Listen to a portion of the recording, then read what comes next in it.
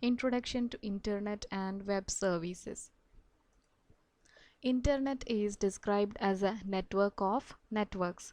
It is an example of wide area network or WAN. All tasks can be executed by connecting a computer to the internet, which is called going online. How internet works? Our mobile devices are connected to the internet with the help of internet service provider. When these mobile devices are connected to the internet service provider, these mobile devices become a part of the internet service provider's network. And this internet service provider's network is further connected to a larger network. Then it becomes a part of that large network. Every network has a backbone. Backbone can be connected by using either fiber optic cables or through satellite links. Each backbone of all the networks are connected together so that all the networks can communicate with each other and exchange information with each other.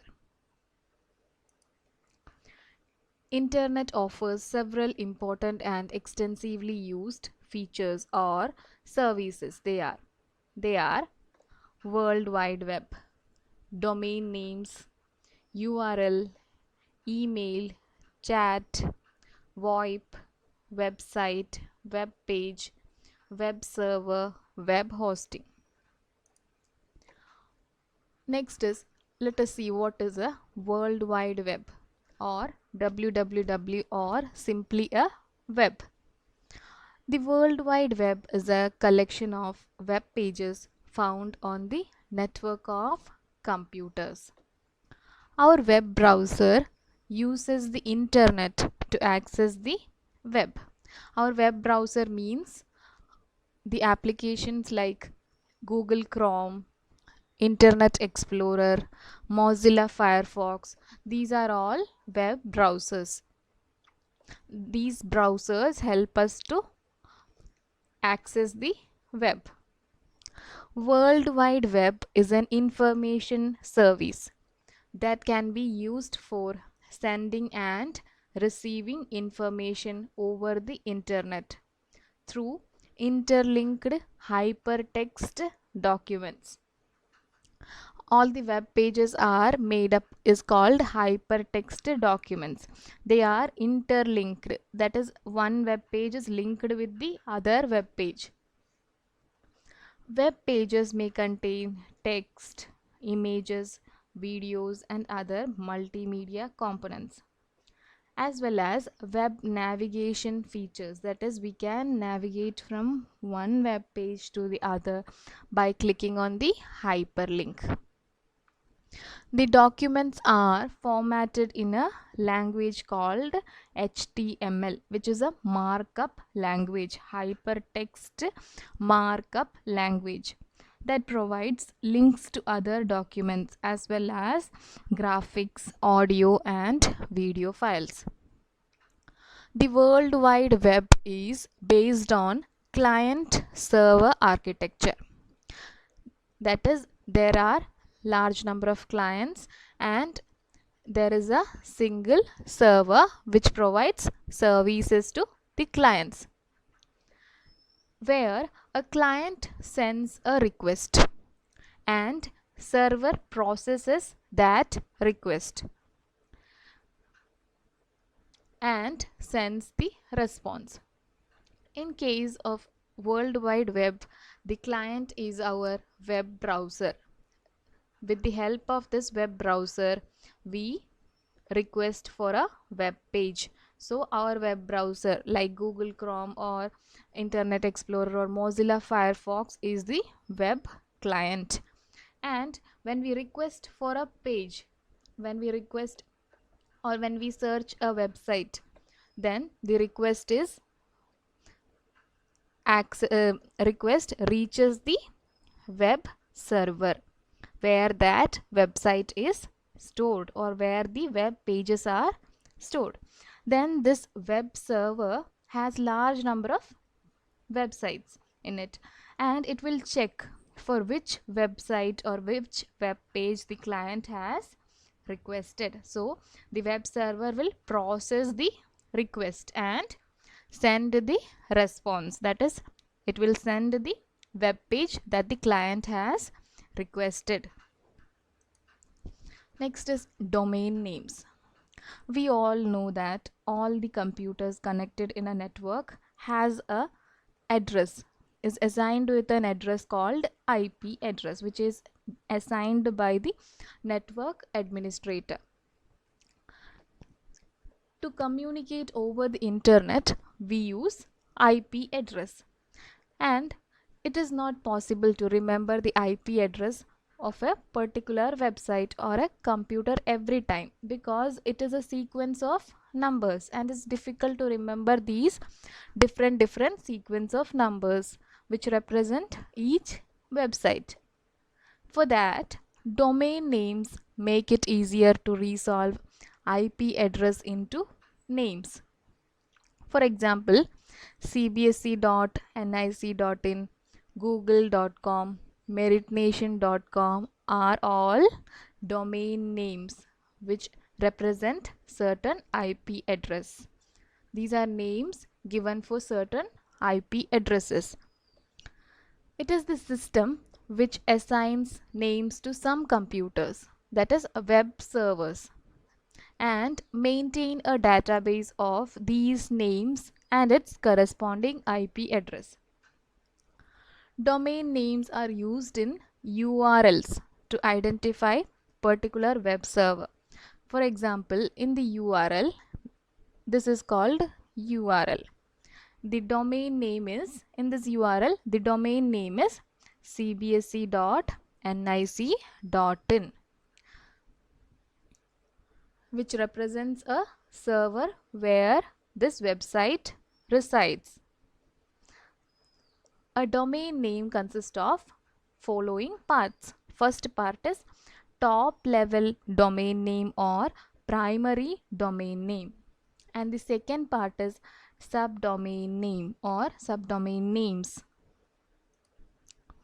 For example, in the domain name cbse.nic.in, in is the primary domain name or top level domain name. NIC is the subdomain of in. CBSE is the subdomain of NIC. Now this top level domain name or primary domain names are categorized into following domain names. They are generic domain names and country specific domain names. Let us see what are the different generic domain names. .com to represent commercial business, like google.com, yahoo.com. .edu for educational institutions. Our school's website ends with .edu. .gov to represent government agencies. Government websites will have a domain name ending with .gov. .mil for military, and .net for network organizations, and .org for non-profit organizations. Then country specific domain names. .in to represent India, .au Australia, .ca for Canada, .ch for China, .nz for New Zealand, .pk for Pakistan, .jp for Japan, and .us to represent United States of America. Next is URL. URL stands for Uniform Resource Locator, that helps in locating a particular website or a web page. For example, consider this URL. HTTP www.cbse.nic.in/academics.html is a URL for a specific website. In this URL, this HTTP represents the Hypertext Transfer Protocol. This protocol is used for transferring the web pages. Next is world www.cbse.nic.in is the domain name or IP address, and academics.html represents the document specified by the and this specific document in the CBSE website. When we click on this URL, when we enter this URL in the search bar, this URL will direct us to a page where this document is stored in this website. So for every page to represent a single web page, there is a URL. So URL used to identify a single web page or a single website. Next is email or electronic mail. It is the short form of electronic mail. Email is information stored on a computer that is exchanged between two users over a network. It is a fast and efficient way to communicate with multiple users at the same time. It is the cheapest and fastest method to send files and other information across the network.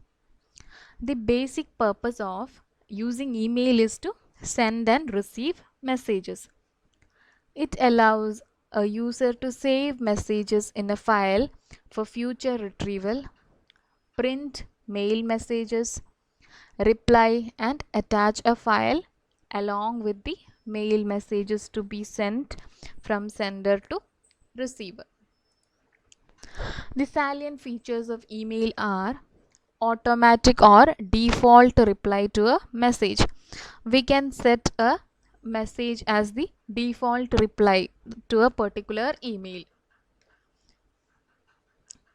Auto forward and redirection of messages. We can set certain mails can be forwarded directly to certain other email addresses. Whenever that email comes, it is directly forwarded to a group of people or a single person.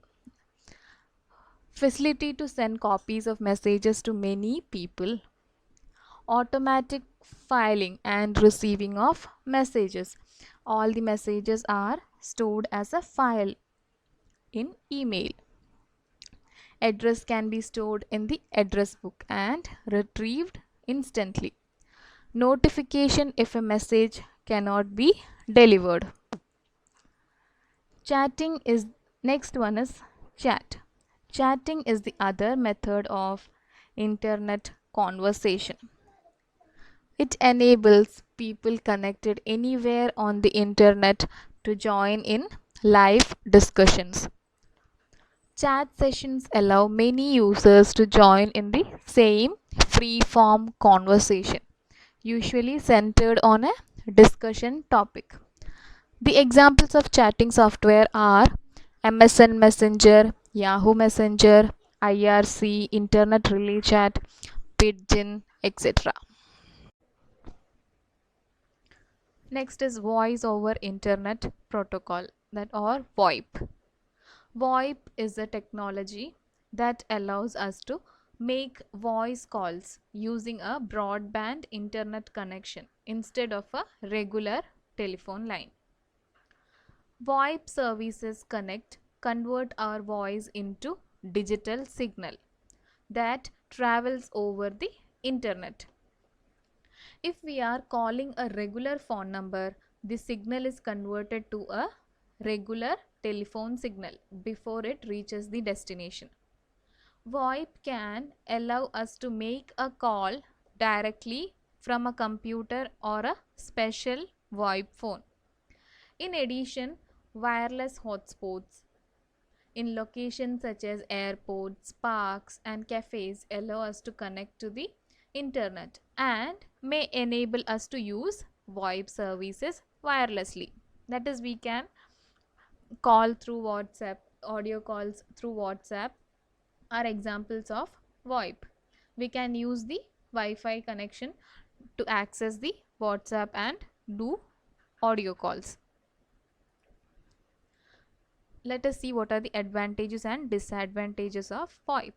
Advantages is that it is less cost and it has increased accessibility, that is we can access it from anywhere if we have internet connection. Then flexibility, large number of people can be communicated with VoIP, and it has better voice quality.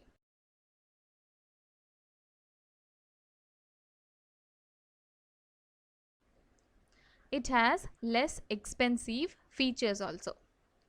Then the disadvantages of VoIP. It requires reliable internet connection and it has power outages, that is loss of power when we communicate to other devices, and it is unavailable during emergencies. Then low latency, that is it takes large amount of time for transferring the data from sender to receiver.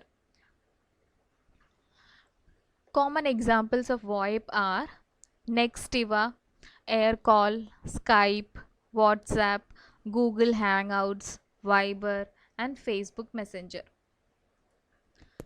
Next is website. Website is a collection of web pages. A website contains large number of web pages.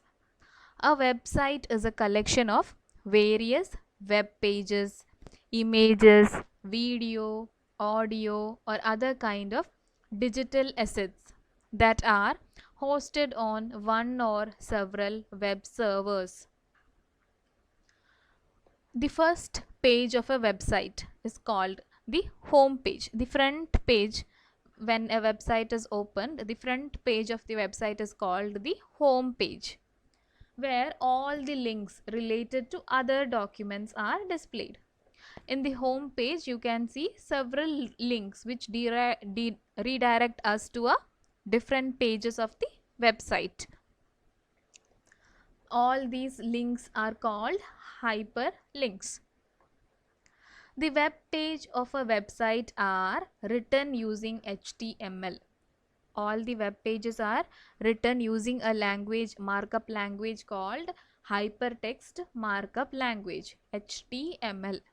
And the information is transferred over the internet through a protocol called HTTP, Hypertext Transfer Protocol.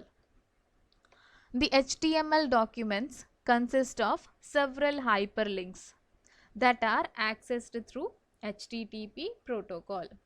When we open a website, we can move to the next web page of a website by clicking on the hyperlink. These are all hyperlinks. When we click on these links, it redirects us to a different page. These are all hyperlinks. Examples of various websites are cbse.nic.in, google.com, amazon.in are examples of websites. Next is web page. You know, websites are a collection of web pages. A web page is an electronic document or page designed by using HTML. It displays information in textual or graphical form. Traversal from one web page to another web page is possible through hyperlinks. A web page can be classified into two types. They are static web page and dynamic web page. A web page which displays same kind of information whenever a user visits, it is known as static web page. Whenever a user visits a web page, the information shown on the web page are static. It does not change. Like the CBSE website, which always shows same data whenever a user visits. If two or more users visit the same site, all the informations shown to one person are shown to other person also. And this static websites of will have an extension as HTML or HTM. Static web page has an extension of HTML or HTML. Next is dynamic web page. It is an interactive web page. A dynamic web page uses scripting languages to display changing content on the web page. Whenever a user visits the web page, the content will be different. Example for a dynamic web page is our Facebook home page. When we visit the home page, each and every time the page shown is different for us. That is, the page is dynamic. It changes every time we visit. Such pages generally have extensions .php, .asp, .jsp. All the social medias, then e-commerce sites, all these sites are dynamic web pages, examples of dynamic web pages, because it shows information based on the user's activity. Next is web server. A web server is a server that stores web pages, and when a web client sends request to a server, the server responds to the request and displays the requested web page. A web server is a program that runs on a computer connected to the internet. Web server waits for a request, finds the document and generates information, if required, and sends it back to the browser that requested for it. A single web server may support multiple websites.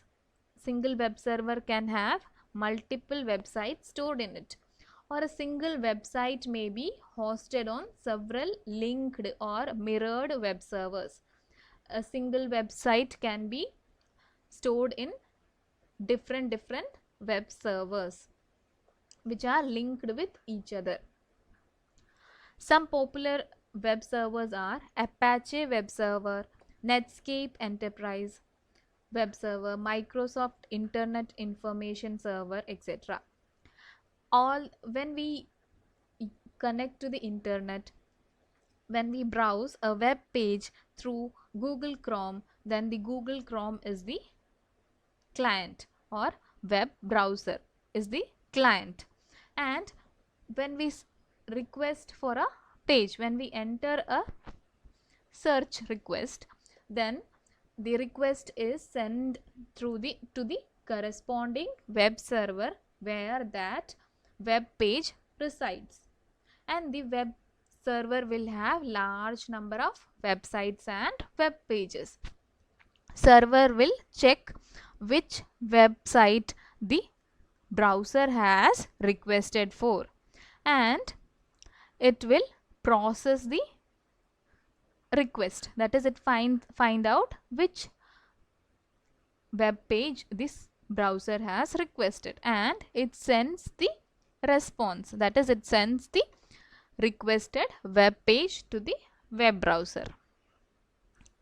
Next is web hosting. Web hosting is a service which is provided by companies to its clients. It allows them to construct their own websites which are accessible to the internet users via World Wide Web. Such companies are known as web hosts. These web hosts help us to create our own websites. That is, for our school we have a website which are created by web host. These companies provide space on a web server. They give us a space on the web server where we can save our website. They own for use by their own clients, as well as provide internet connectivity. The websites which are constructed display information for their organization in the form of web pages. So our school website contains information about our school in the form of web pages. It contains large number of web pages. The host may also provide an interface or control panel for managing the web server, so as to add news, events related to the organization, or for uploading some information which may be valuable for the internet user. Host also provides some interface where we can add the new admission details. All these can be added by the client into the website. A client can also use control panel for installing scripts as well as other modules and service applications like email. Client is also provided with control panel to install certain other applications that can be used in the website. Web hosting in sites india.co.in is one of the top domain name registration and web hosting company in India. It is the only hosting company which provides support in regional languages also. That is, we can create websites in other Indian languages also. Thank you for today. Thank you. That's all for today.